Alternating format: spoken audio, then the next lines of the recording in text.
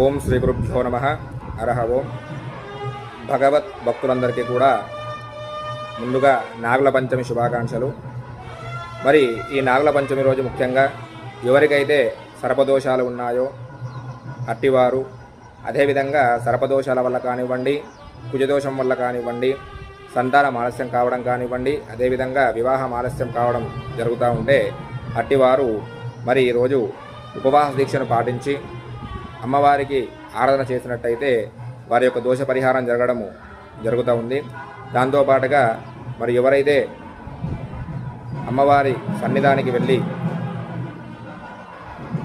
అక్కడ చింటనాగులకు, అదేవిధంగా అక్కడ ఉన్నటువంటి ఆ యొక్క పుట్టకి నమస్కారం చేసుకొని 11 మల్లెపూలు సమర్పించుకొని, దాంతోపాటుగా ఒక 11 ప్రదక్షిణలు చేసుకొని ఒక అరటిపండు అక్కడ నైవేద్యంగా పెట్టి ఆ అరటిపండును అక్కడే ఉంచి మీ ఇంటికి వచ్చినట్టయితే మీ యొక్క సంతానం కానీ, అదేవిధంగా ఈ యొక్క వివాహ కోరిక అనేది కూడా శీఘ్రంగా నెరవేరే అవకాశం అనేది ఉంది. ఓం శ్రీ గురుభ్యో నమః. హరః ఓం. లోకా సమస్త సుఖినో భవంతు. ఓం స్వస్తి.